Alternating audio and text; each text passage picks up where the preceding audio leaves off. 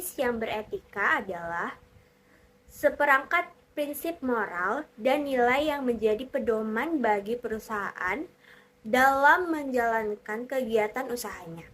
Etika ini memastikan bahwa keputusan bisnis tidak hanya berfokus kepada keuntungan, tetapi juga mempertimbangkan dampak terhadap manusia, lingkungan, dan masyarakat. Tujuan etik berbisnis ada 4. Yang pertama, menjaga reputasi perusahaan. Kedua, membangun kepercayaan konsumen. Ketiga, mengurangi resiko hukum dan finansial. Keempat, menciptakan lingkungan kerja yang sehat dan adil. Contoh praktis bisnis etika ada 4 juga, yaitu transparansi dalam organisasi dan pelaporan keuangan. Kedua, tidak melakukan korupsi, penipuan, atau manipulasi.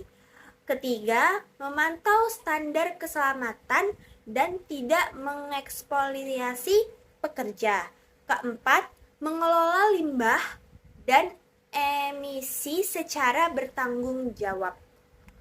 Terus yang kedua itu ada perusahaan dan pemangku kepentingan atau stakeholder. Stakeholder adalah sebuah pihak yang memiliki kepentingan atau pengaruh oleh aktivitas perusahaan. Pendekatan etika menekankan bahwa perusahaan tidak boleh hanya berorientasi pada pemegang saham atau shareholder, tetapi harus mempertimbangkan kesejahteraan seluruh stakeholder. Jenis-jenis pemangku kepentingan itu ada 2. 1. Internal. Internal terbagi menjadi 3, yaitu pemegang saham, karyawan, dan manajemen. Dan kedua ada eksternal. Eksternal itu terdiri dari 5. Yang pertama ada pelanggan, pemasok, pemerintah, masyarakat sekitar, dan lingkungan hidup. Hubungan etika antara perusahaan dan stakeholder itu ada karyawan. Perusahaan wajib memberikan upah layak, jam kerja manusiawi, dan lingkungan kerja aman. Terus ada konsumen. Perusahaan harus menyediakan produk yang aman, berkualitas, serta tidak menyesatkan dalam iklan. Terus ada masyarakat dan lingkungan. Perusahaan harus bertanggung jawab atas dampak lingkungan, tidak merusak ekosistem, serta berkontribusi pada pembangunan sosial. Terus yang terakhir ada pemerintah. Perusahaan wajib mematuhi regulasi pembayaran pajak serta mendukung kebijakan publik yang etis. Pendekatan ini dikenal sebagai stakeholder theory, yang menekankan bahwa kesuksesan perusahaan ditentukan oleh keseimbangan hubungan dengan semua pihak. Terus di sini juga ada globalisasi dan etika berbisnis. Globalisasi merupakan peluang sekaligus tantangan etis bagi perusahaan yang beroperasi secara internasional. Dampak globalisasi terhadap etika bisnis.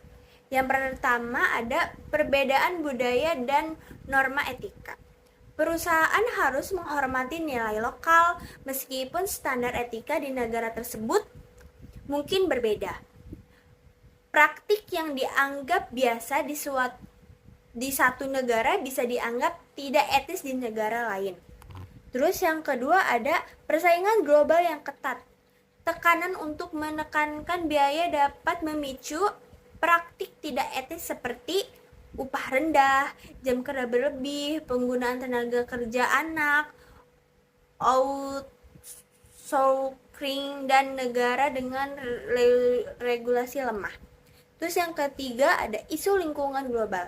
Perusahaan multinasional sering diawasi terkait dampak lingkungan global, seperti polusi, emisi karbon, dan pengelolaan sumber daya. Di sini saya akan menjelaskan tentang teori-teori etika dan relevansinya, yaitu ada pengertian Etika bisnis adalah seperangkat prinsip, moral, dan nilai-nilai yang menjadi pedoman dalam menjalankan kegiatan bisnis agar tetap berada pada jalur yang benar, jujur, adil, dan bertanggung jawab.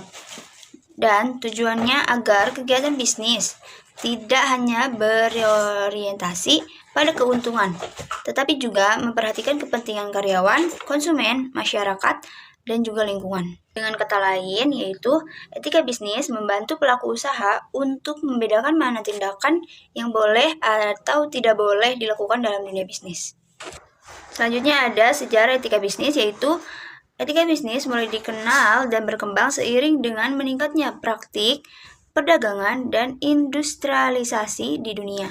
Awal mula konsep etika dan perdagangan sebenarnya sudah ada sejak zaman kuno. Misalnya, dalam ajaran agama dan filsafat klasik seperti ajaran Aristoteles tentang keadilan dan kejujuran dalam jual beli. Selanjutnya ada prinsip-prinsip umum etika dalam bisnis, yaitu berintegritas, jujur, loyalitas, dan keadilan.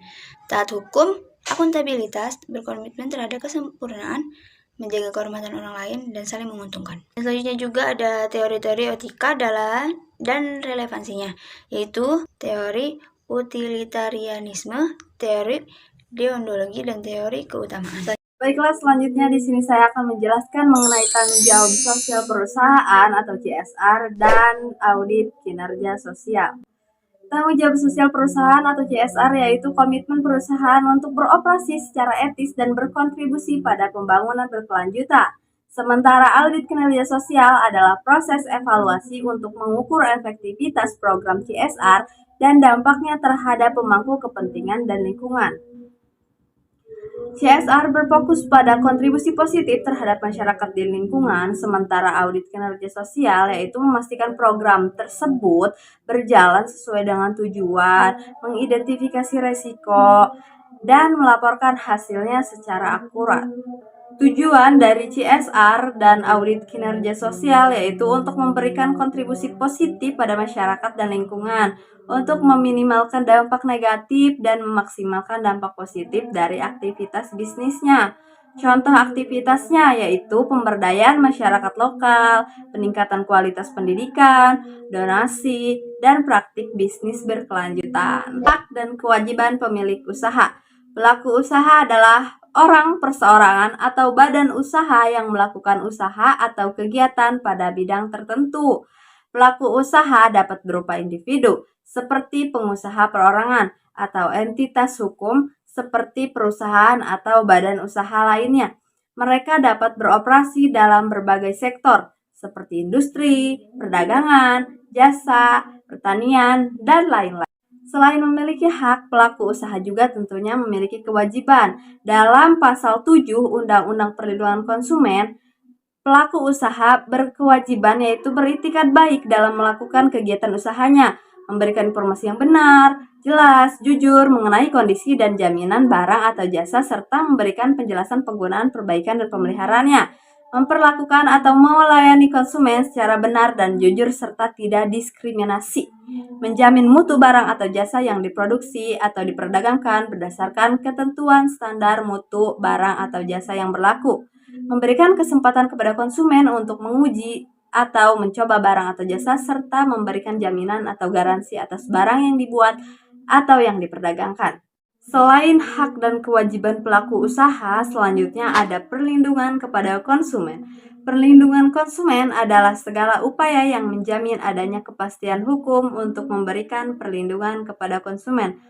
Konsumen adalah setiap orang pemakai barang atau jasa yang tersedia dalam masyarakat, baik kepentingan diri sendiri, keluarga, orang lain, maupun makhluk hidup lain, dan tidak untuk diperdagangkan setiap orang atau perorangan. Konsumen juga memiliki hak dan kewajiban. Yang pertama, hak atas kenyamanan, keamanan, keselamatan dalam mengkonsumsi barang atau jasa. Yang kedua, hak untuk memilih barang atau jasa sesuai dengan nilai tukar dan kondisi serta jaminan yang telah dijanjikan. Yang ketiga, hak atas informasi yang jelas, benar, jujur mengenai barang atau jasa. Kewajibannya yaitu yang pertama, membaca atau mengikuti petunjuk informasi dan prosedur pemakaian atau pemanfaatan barang dan jasa demi keselamatan, keamanan, dan kesehatan. Yang kedua, beritikad baik dalam melakukan transaksi pembelian barang atau jasa. Yang ketiga, membayar sesuai dengan nilai tukar yang telah disepakati. Tujuan perlindungan konsumen yaitu untuk meningkatkan kesadaran, kemampuan, kemandirian konsumen untuk melindungi dirinya sendiri, untuk mengangkat harta dan martabat konsumen dengan cara menghindarkannya action negatif pemakaian barang atau jasa. Mungkin hanya itu yang bisa kelompok 6 sampaikan, kurang lebihnya mohon maaf yang sebesar-besarnya. Kami ucapkan terima kasih. Wassalamualaikum warahmatullahi wabarakatuh.